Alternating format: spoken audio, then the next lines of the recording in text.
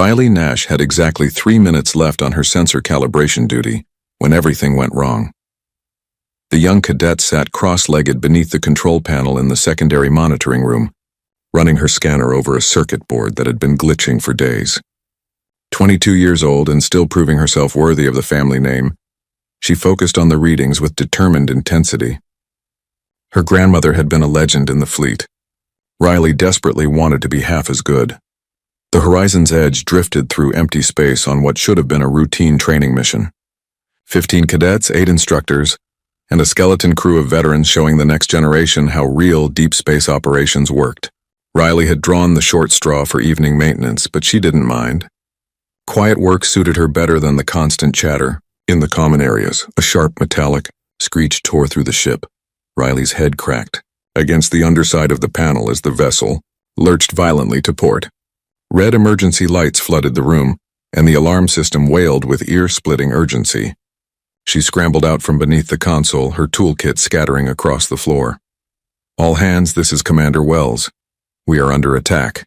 Proceed to evacuation stations immediately." "This is not a drill." Riley's heart hammered against her ribs. "Attack? Out here in the neutral zones?" She grabbed the edge of the console as another impact shook the ship. Through the small viewport, she saw a massive shadow slide past. Something huge and dark, bristling with weapons. The intercom crackled again, but this time the voice was strained. "Electromagnetic pulse detected. Main systems failing. Evacuate now." Riley ran for the door. The corridor outside strobed with red light, and she could hear the distant thunder of boots as the crew rushed toward the escape pods.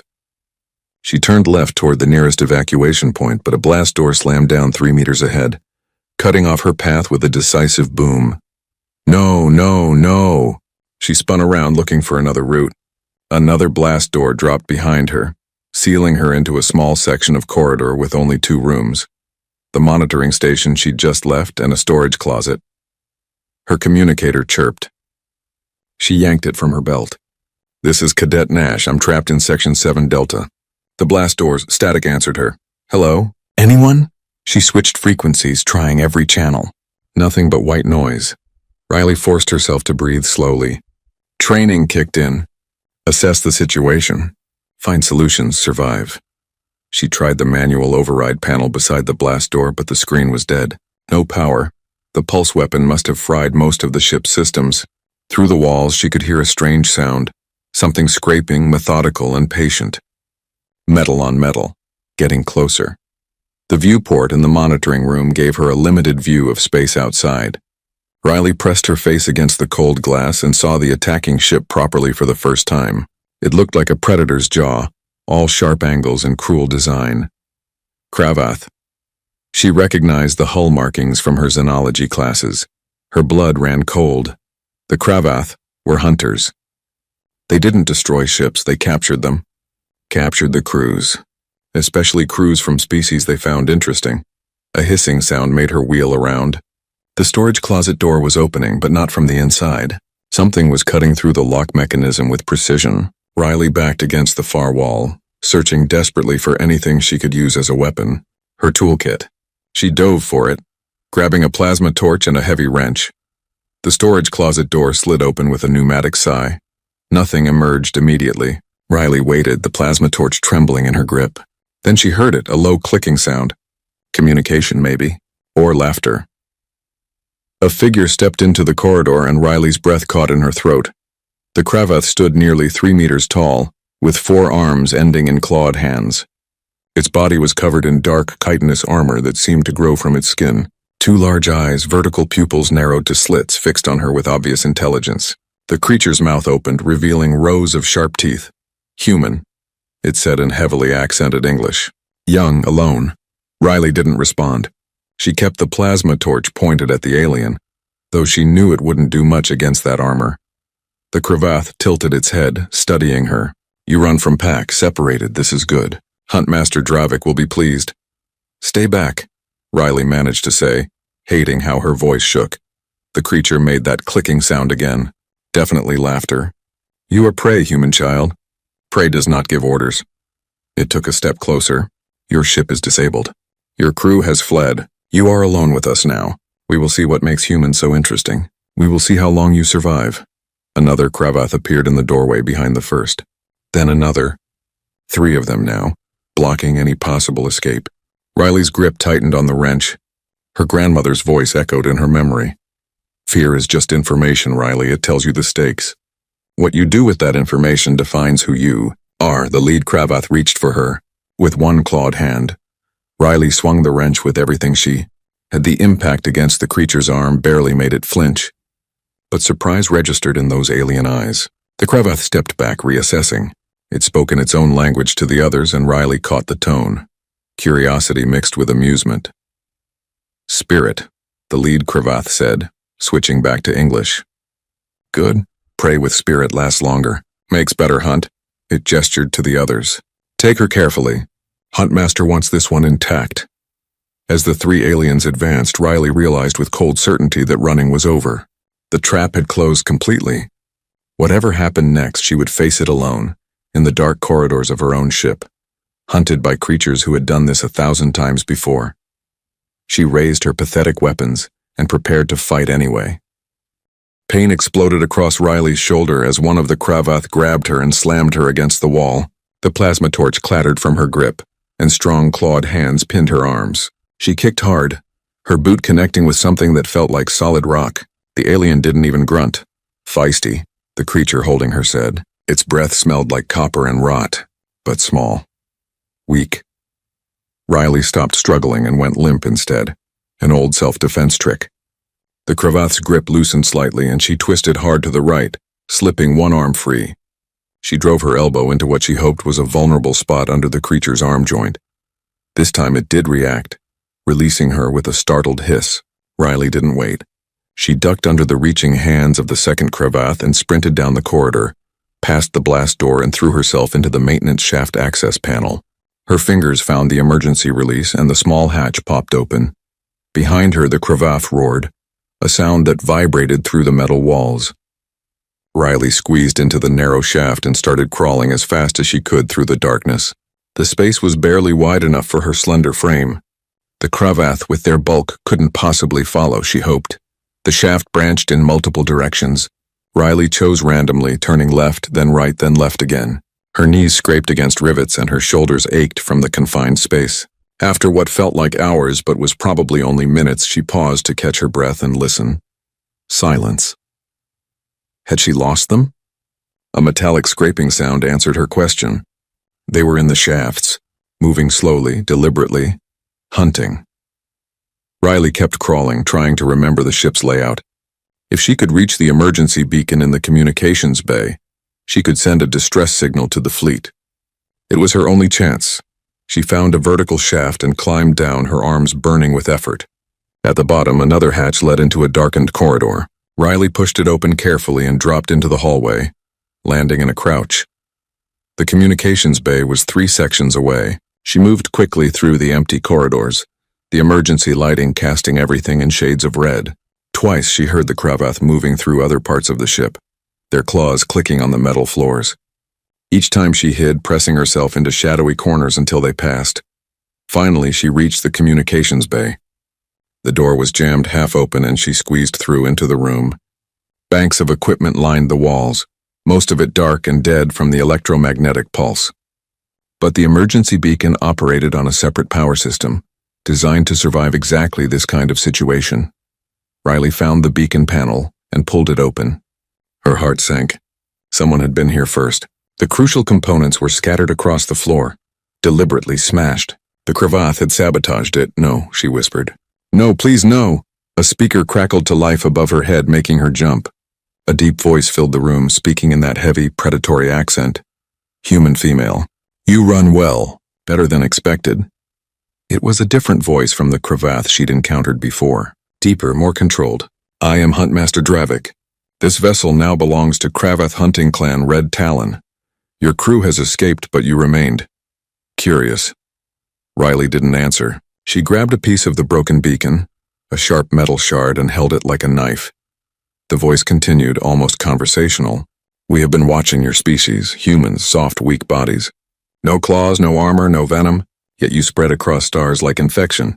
How we wish to understand. We wish to test you.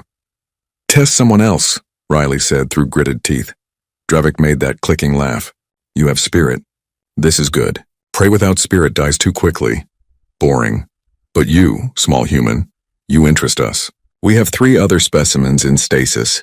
Chitari insects, 1 sauron lizard, all prey species. All caught for our collection. You will join them, but first you will be tested. You will show us what makes humans worthy of the stars. Riley's hands shook with rage. They were collectors. Trophy hunters.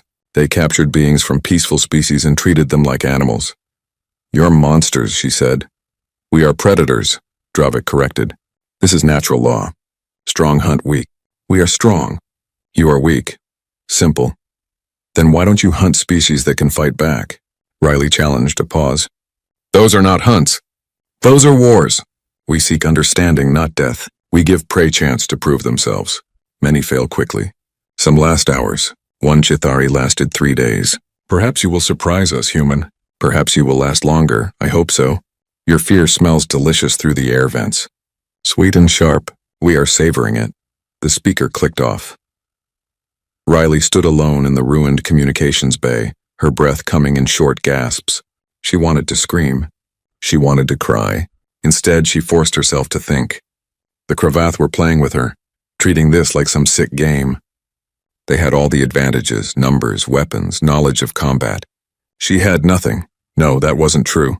She had something they didn't expect. She was human. Riley thought about the stories her grandmother had told her. Stories about Earth's history, about humans facing impossible odds and somehow surviving, not because they were stronger or faster, but because they refused to quit, because they adapted, because they got angry. She left the communications bay and moved with new purpose. First, she needed information.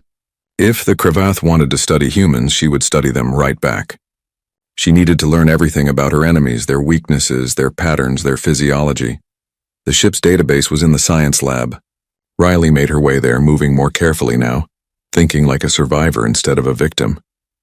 She avoided the main corridors and used the maintenance shafts, stopping frequently to listen. When she reached the lab, she found the backup computer terminal still functioning on auxiliary power. Riley accessed the xenology database and pulled up everything related to Cravath biology. She read quickly, absorbing details. 4-armed hunters from a high-gravity world. Enhanced strength, thick armor plating. Excellent low-light vision. Weakness. Reliant on specific atmospheric mixture. Vulnerable to extreme temperature changes. Relatively slow metabolism requiring frequent feeding. She also found information about their hunting culture. They worked in packs of 5 to 7. They preferred to disable prey without killing, studying behavioral responses under stress. They had never encountered significant resistance from the species they classified as prey. That last part stuck with her. They had never met prey that fought back effectively. Every species they'd hunted had either tried to hide or run. None had turned the tables. Riley allowed herself a small, grim smile. Time to teach these predators a new lesson. Time to show them what happened when they cornered a human.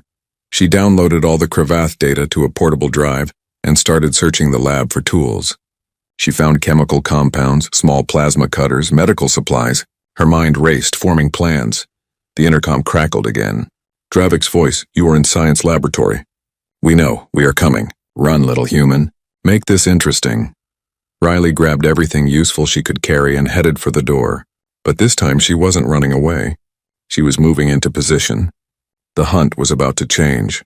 The Cravath wanted to test her. Fine. She would show them exactly what a cornered human could do. 38 hours had passed since the Cravath took her ship, and Riley had not slept once. She crouched in the environmental control room, surrounded by supplies she'd scavenged from across the vessel. Medical stimulants kept her alert despite the exhaustion that threatened to drag her down. Her hands moved with practiced efficiency, assembling a crude trap from parts she'd torn out of a damaged maintenance drone. The Cravath didn't understand human endurance. They needed to rest every 8 hours, their metabolisms demanding recovery time. Riley had learned this by watching them, stalking them through the vents and shadows. While they slept in shifts, she kept moving, learning, planning. She had found the other prisoners 6 hours ago. 3 beings suspended in stasis pods in the Cravath holding area, barely alive. 2 Chithari, their insectoid bodies curled in frozen terror. 1 Sauron, its reptilian features locked in an expression of despair. The sight had ignited something in Riley's chest, a burning fury that pushed past her fear. These hunters didn't just kill. They collected, they tortured, and no one had stopped them. Riley finished her trap and moved silently through the corridors. She'd memorized every Cravath patrol pattern, every habit, every routine.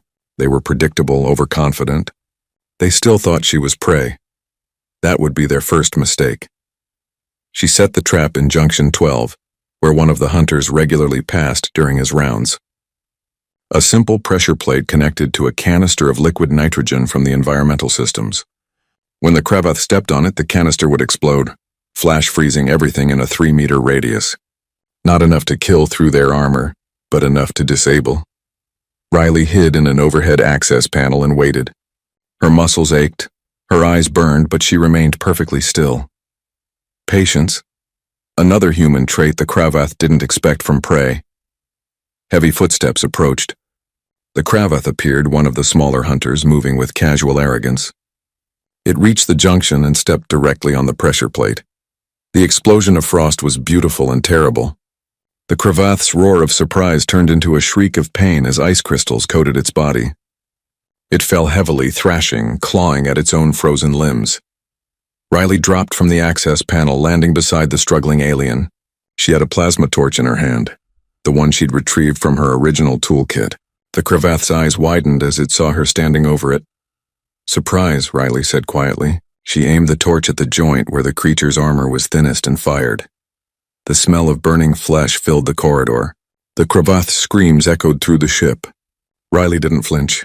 She kept the torch steady until the alien's arm was completely disabled. The joint welded shut with melted armor and cauterized tissue. Then she ran, disappearing into the maintenance shafts before the other hunters could respond to their packmates' cries. Through the vents, she heard them find the injured one. Heard their confused, angry voices. Heard the word that made her smile in the darkness. "Impossible." Dravik's voice came over the intercom 15 minutes later, and for the first time the huntmaster sounded uncertain. "Human, what have you done? Prey does not attack. Prey does not wound hunters. This is not natural behavior." Riley found a speaker panel and responded, her voice cold and steady. "You wanted to test me. I'm testing you back. You injured Crawl. This is not fear response. This is aggression. Why do you fight? You cannot win."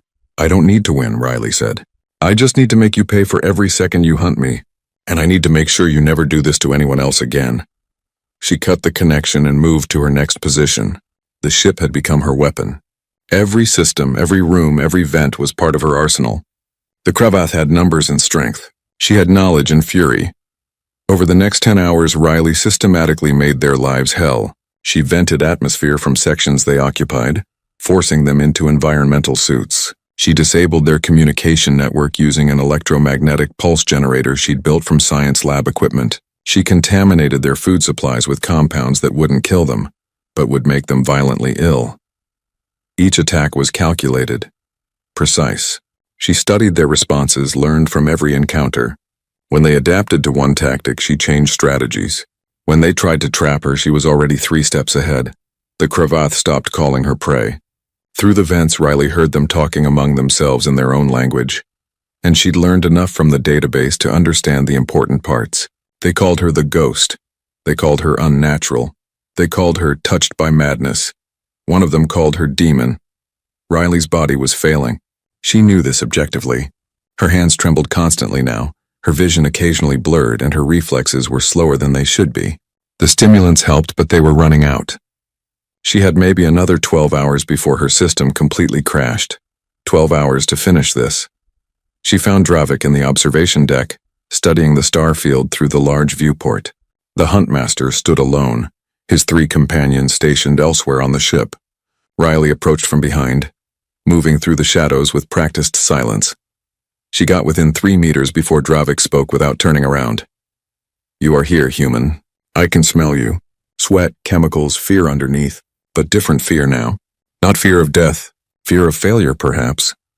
Riley stepped into the dim light, her plasma torch in one hand, a metal rod in the other. "I'm not afraid of you anymore." Dravik turned slowly. Up close, he was even more massive than she'd realized, his 4 arms ending in claws that could tear her apart in seconds. But his eyes held something new. Respect, maybe. Or concern.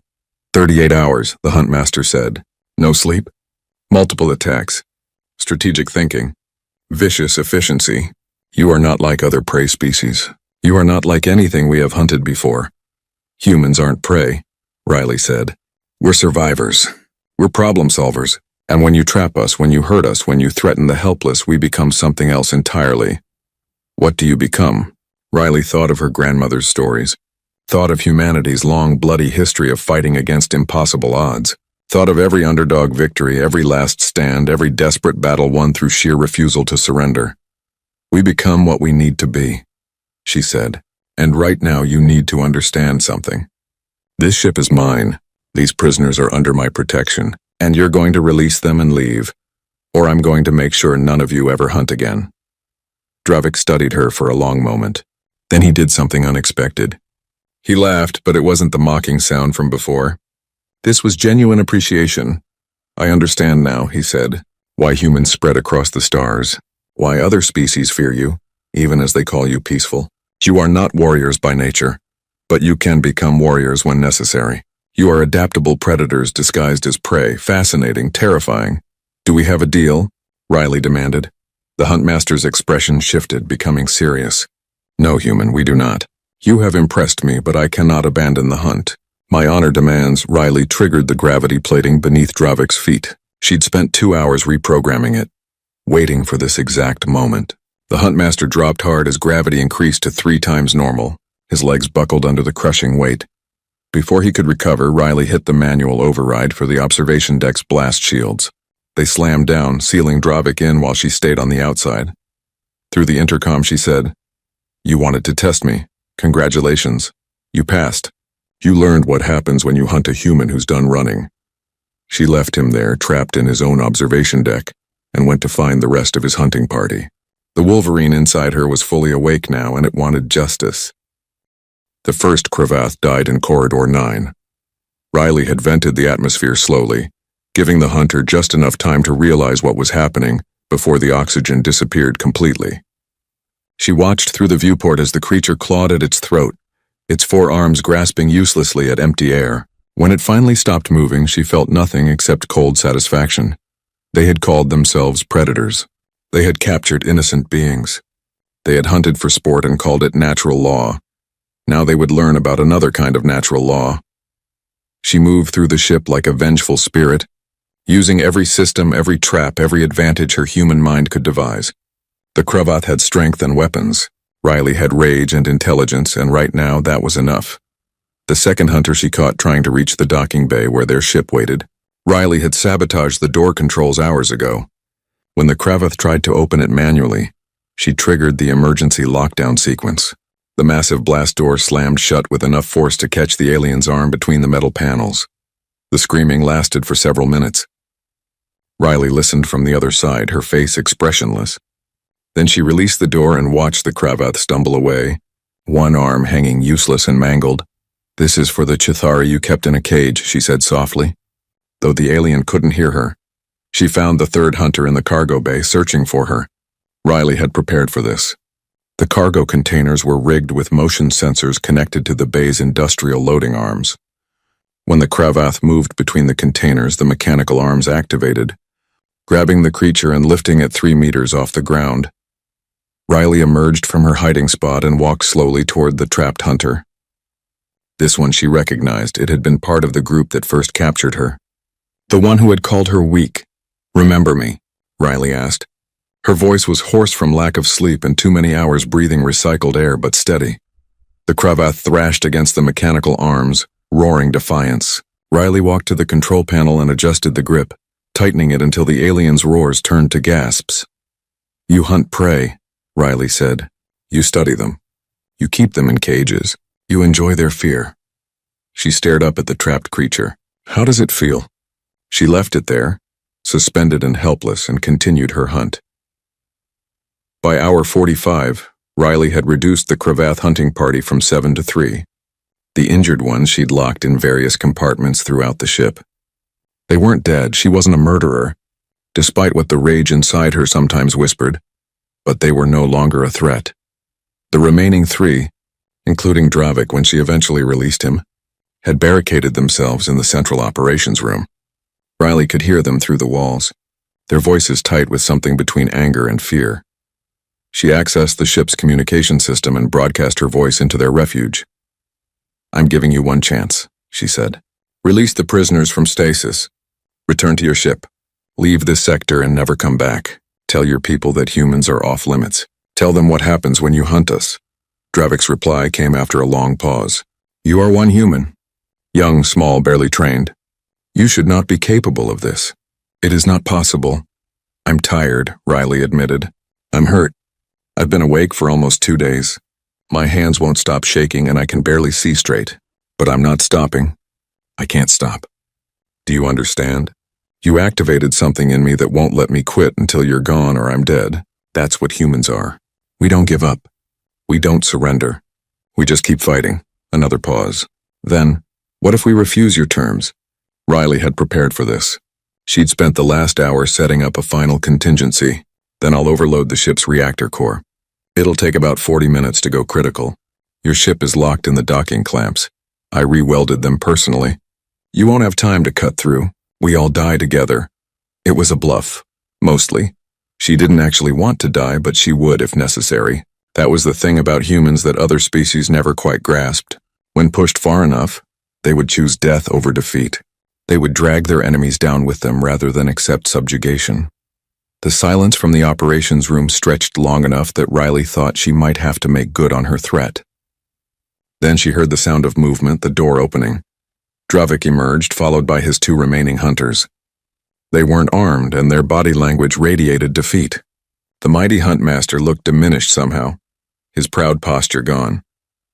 "We accept your terms," he said quietly. "We will release the prisoners.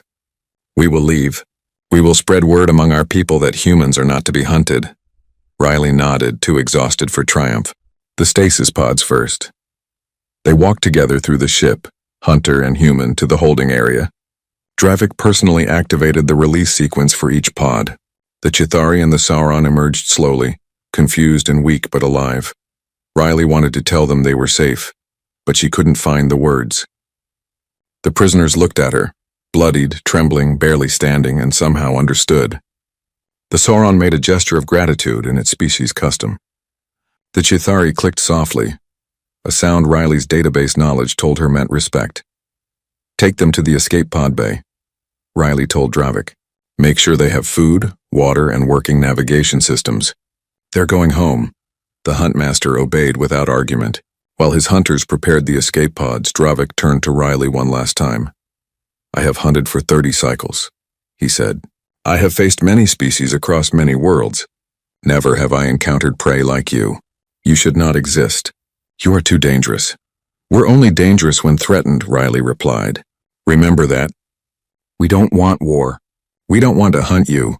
We just want to be left in peace. But if you or anyone else tries us again, if you hunt humans or keep collecting innocent beings like trophies, you'll find out that there are millions more like me. Billions, actually. And we're all capable of becoming what I became." Dravik's eyes held something like understanding. Or maybe fear. "What did you become?" Riley thought about it. She thought about the rage that had sustained her, the cold fury that had turned her from a frightened cadet into something that could terrify apex predators. She thought about her grandmother's stories and humanity's long history of refusing to stay down. "A Wolverine," she said finally. "Small, underestimated, and absolutely relentless." The huntmaster nodded slowly. "We will not forget this. Neither the lesson nor the teacher." The prisoners departed in their escape pods, coordinates set for the nearest friendly outposts. The Kravath returned to their ship. As the docking clamps released and the hunting vessel pulled away, Riley finally allowed herself to collapse against the wall. She'd done it. Impossibly, she'd survived. More than survived, she'd won. The ship's emergency systems detected the Kravath departure and automatically sent out a distress beacon using the backup system Riley hadn't known existed. Within hours, the human fleet would arrive to find her. Riley sat alone in the empty corridor, her body finally giving in to the exhaustion she'd fought for so long. As her eyes closed, she smiled. The galaxy had just learned an important lesson about humanity. They looked soft. They looked weak. They looked like prey. But when you cornered them, when you threatened them, when you made the mistake of thinking they would simply accept their fate, they became something else entirely. They became Wolverines, and Wolverines never ever quit. Riley woke to the sound of footsteps and voices speaking urgent English. Her eyes snapped open, and she tried to push herself up from where she'd collapsed in the corridor. Pain shot through every muscle in her body. Someone in a medical uniform knelt beside her, scanner in hand, speaking words she couldn't quite process. "Easy, Cadet. You're safe now. We've got you." "The prisoners," Riley managed to croak. "Did they make it?" The medic looked confused. "What prisoners?" "3 beings. Escape pods. I sent them." Riley struggled to stay conscious. A different voice interrupted, deeper and more authoritative. "We picked up 3 pods on our approach. 2 Chitauri and 1 Sauron, all alive and recovering in our medical bay. They told us a human saved them from Cravath hunters." "Was that you?" Riley nodded weakly. "Had to. They were innocent." The owner of the authoritative voice came into view, a tall woman with commander insignia on her uniform. Her expression was unreadable. "Cadet Nash, I'm Commander Foster of the Heavy Cruiser Determination. We received the automated distress beacon from this vessel 3 hours ago. We need you to tell us what happened here." Riley took the water pack someone offered her and drank before answering. The story came out in fragments: the attack, the capture, the hunt, her resistance. She tried to keep it clinical and factual, but exhaustion made her words blur together.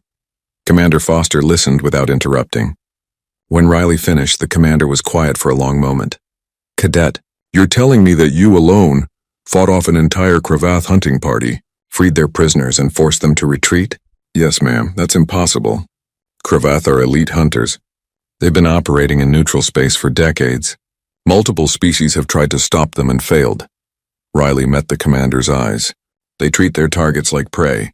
They didn't expect prey to fight back." "I used that," Foster studied her. "You killed one of them. The body is still in Corridor 9. Self-defense," Riley said flatly. "They were hunting me like an animal. I did what I had to do. And the others? We found 4 Cravath locked in various compartments, all injured but alive." "Why didn't you kill them too?" Riley was too tired to explain about lines she wouldn't cross, about choosing justice over revenge. "I'm not a murderer, Commander.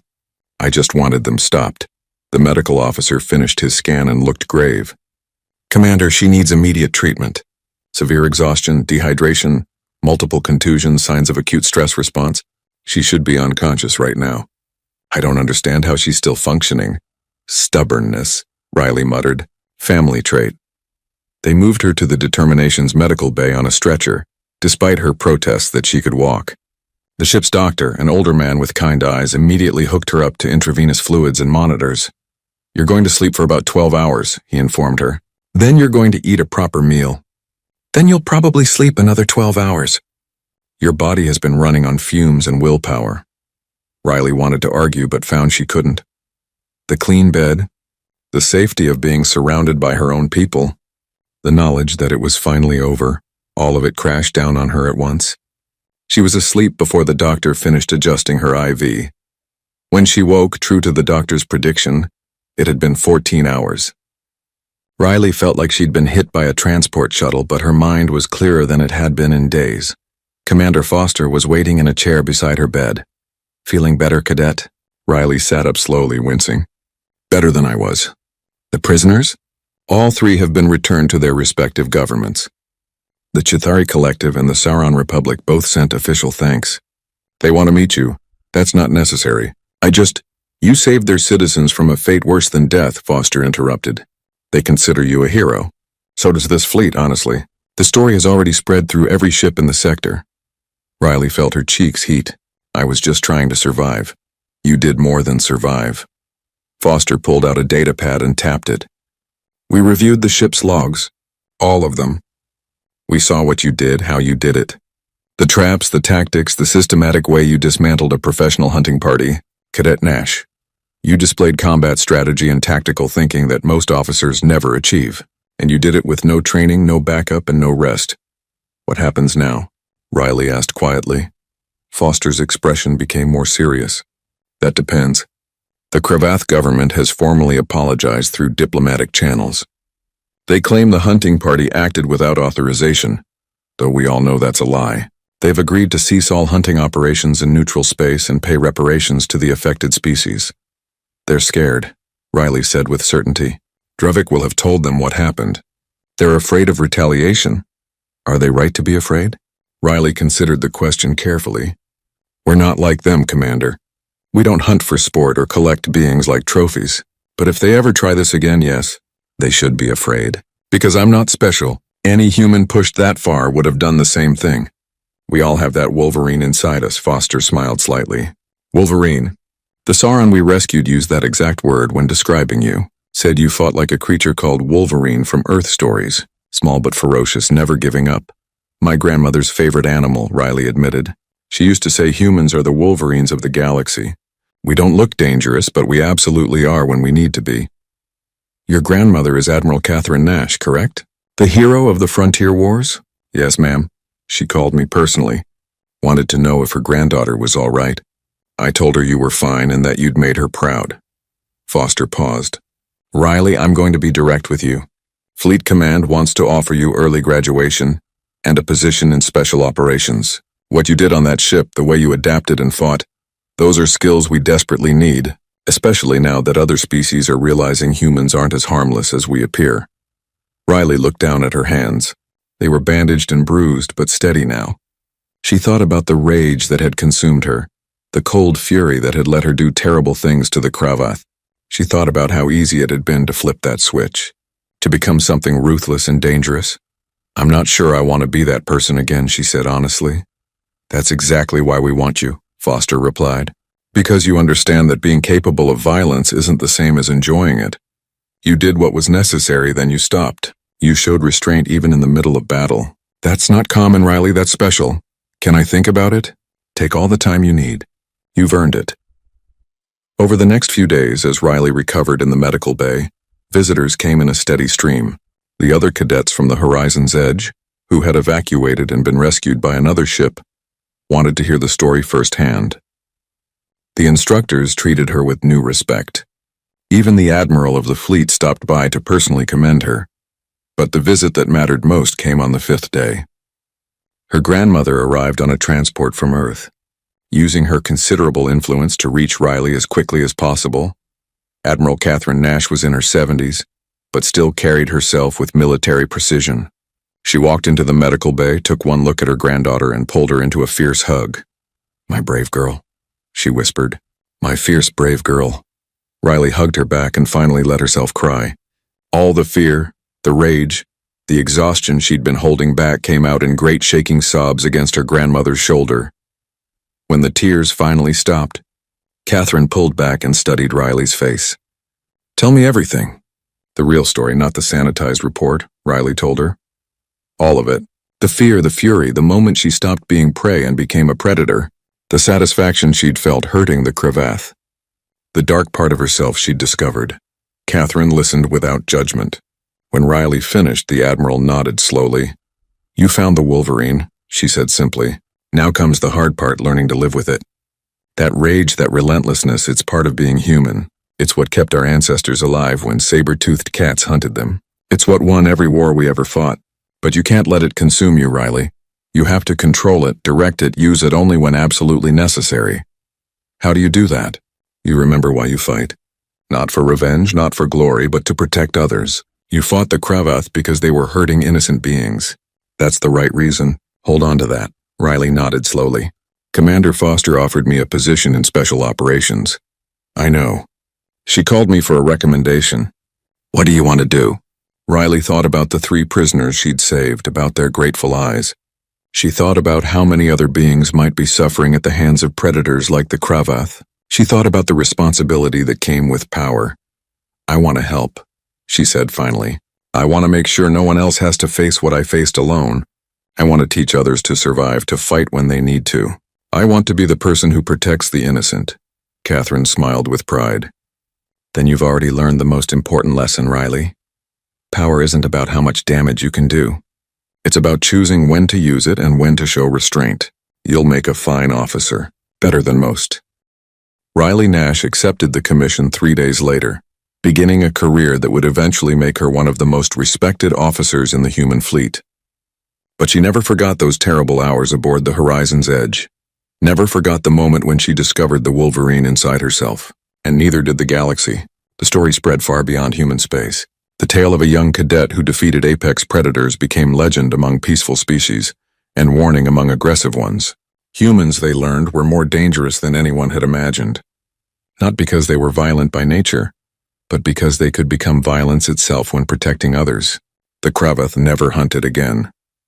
3 months after the incident aboard the Horizon's Edge, Riley Nash stood before the Galactic Council for the first time. The council chamber was enormous, designed to accommodate representatives from dozens of species. Riley felt small in her crisp new officer's uniform, walking across the polished floor toward the speaking platform. Hundreds of alien eyes watched her approach, some curious, some fearful, some calculating. She was here to give testimony about the Cravath hunting practices. The Chitauri ambassador spoke first, translating her clicking language through a vocoder. The council recognizes Cadet Riley Nash of Earth. We have read the reports of your encounter with the Cravath hunting clan Red Talon. We wish to hear your account directly. Riley stepped up to the platform, her voice steady despite her nervousness. 3 months ago, I was captured by Cravath hunters who had disabled my training vessel. They told me they collect beings from peaceful species to study and test. They keep prisoners in stasis pods like trophies. They hunt for sport and call it science. Murmurs rippled through the chamber. The Cravath representative, a different individual than Dravik but equally imposing, shifted in his seat. I fought back, Riley continued. Not because I'm a soldier or because I wanted to hurt them, but because I had no other choice. I freed 3 prisoners they'd kept in stasis, 2 Chitauri and 1 Sauron. I forced the hunting party to retreat, and I did it alone. A reptilian delegate from the Sauron Republic stood. We have recovered our citizen, First Scholar Tanis. He confirms your account and wishes to express his eternal gratitude. His testimony describes your actions as heroic and your mercy as remarkable. You spared the Cravath when you could have killed them all. I'm not a killer, Riley said quietly. I just wanted them stopped. The Cravath representative rose, his massive form drawing attention from the entire chamber. The Cravath government wishes to address this council. The actions of hunting clan Red Talon were unauthorized and represent a violation of our own cultural codes. We have arrested Huntmaster Dravik and his surviving pack members. They face judgment under Cravath law. Riley doubted that was entirely true, but she kept her expression neutral. The representative continued. We also wish to acknowledge that human Nash demonstrated combat capabilities far beyond our intelligence assessments. Humans were classified as non-threatening prey species. This classification was clearly erroneous. We are updating our databases and issuing strict protocols. Humans are not to be approached, challenged, or hunted under any circumstances. We formally apologize to the human government. A delegate from the Merchant Coalition spoke up, his melodious voice filled with concern. This council must address a larger issue. If humans who present as peaceful and non-aggressive are capable of such violence when threatened, what does this mean for galactic security? The chamber erupted in debate. Some species argued that humans should be restricted or monitored. Others insisted that Riley had only defended herself and freed innocent prisoners. The argument grew heated. Finally, the council elder, an ancient being from a species Riley didn't recognize, raised one crystalline appendage for silence. We have heard much discussion about human danger, the elder said, her voice resonating through translation devices. But we ignore a crucial detail. Cadet Nash was not the aggressor. She was defending her life and the lives of other prisoners. She showed remarkable restraint. Sparing her enemies when killing them would have been easier. This speaks not to human savagery but to human principles. The elder turned her multifaceted eyes toward Riley. Young human, you have forced this council to reconsider our understanding of your species. Tell us plainly, are humans a threat to galactic peace? Riley chose her words carefully. Humans don't want war. We don't want to conquer or dominate. Most of us just want to explore, learn, and live peacefully alongside other species. But we will defend ourselves and others when necessary. We won't accept being hunted or enslaved or treated as lesser beings. If that makes us dangerous, then yes, we're dangerous. But only to those who threaten the innocent. And if a species were to attack human worlds? The elder pressed. Riley met her gaze steadily. Then they would learn what I taught the Cravath. Humans don't give up. We don't surrender. We adapt, we persist, and we fight with everything we have. We're not the strongest species or the fastest or the most technologically advanced, but we are absolutely relentless when protecting what matters to us. The chamber fell silent. Riley could feel the weight of her words settling over the assembled delegates. The elder nodded slowly. A fair answer. This council recognizes humanity's right to self-defense and commends Cadet Nash for her actions. We also issue a formal decree. Any species engaging in the capture or hunting of sentient beings will face immediate sanctions and military intervention. The practice ends today. The Chitauri ambassador clicked enthusiastically. The collective supports this decree. We also propose that Cadet Nash be awarded the Star of Valor, the highest honor we can bestow upon a non-Chitauri. She saved our people and showed us that courage exists in many forms. Other delegates voiced their agreement. Even species that had seemed nervous about humans acknowledged that Riley had done the right thing. The ceremony lasted another hour, but Riley barely registered it. She was thinking about the 3 prisoners she'd saved. About the look in Dravik's eyes when he finally understood that humans weren't prey. About her grandmother's words about Wolverines. When the formal session ended, several delegates approached Riley privately. The Sauron ambassador clasped her hand in his species' gesture of deep respect. The Merchant Coalition representative offered trade, agreements with favorable terms for Earth. Even some of the more warlike species treated her with new consideration. But the most interesting conversation came from an unexpected source. A small, furry delegate from the Peaceful Alliance of Herbivores approached Riley timidly. Cadet Nash? I am Ambassador Willow of the Green Folk. My people have been harassed by aggressive species for generations. We have always advocated for peace and negotiation. But your actions have shown us something we did not know was possible. That even peaceful beings can stand up to predators. You should defend yourselves, Riley said gently. Peace is important, but not at the cost of letting others hurt you. Willow's large eyes blinked thoughtfully. Would you be willing to teach us? Not to become warriors, but to protect ourselves when peace fails? Riley felt a spark of purpose. This was what she wanted. To help others survive. To ensure no one faced what she had faced alone. I would be honored. The next 6 months transformed Riley's life completely. She accepted the position in special operations but requested a specific assignment, developing defensive training programs for peaceful species. She traveled to a dozen worlds, teaching civilians and security forces how to think tactically, how to use their environment, how to turn apparent weakness into strength. Everywhere she went, beings asked to hear the story, how a young human cadet defeated professional hunters, how she freed prisoners and showed mercy even in rage. The tale grew with each telling, becoming legend. Some species called her the Wolverine, adopting the earth animal as a symbol of fierce protection. Others called her the Ghost, as the Cravath had. Her favorite title came from the Chitauri, who named her Small Thunder, unexpected, impossible to ignore, and absolutely devastating when necessary. But Riley tried to stay grounded. She visited her grandmother regularly, seeking wisdom and perspective. Admiral Nash reminded her that fame was fleeting, but principles were eternal. You did something important, Riley, Catherine told her during one visit. You showed the galaxy who humans really are. Not conquerors, not pacifists, but protectors. We fight when we must, we show mercy when we can, and we never abandon the innocent. That's the legacy you've created. Riley also stayed in contact with the 3 beings she'd saved. Tanis, the Sauron scholar, sent her regular messages about his research. The 2 Chitauri, workers named Clickwise and Brightwing, invited her to their home world for a celebration in her honor. The visit to the Chitauri collective was overwhelming. Thousands gathered to see the human who had saved 2 of their own. Riley gave a speech about courage and hope. But what moved her most was a simple moment afterward.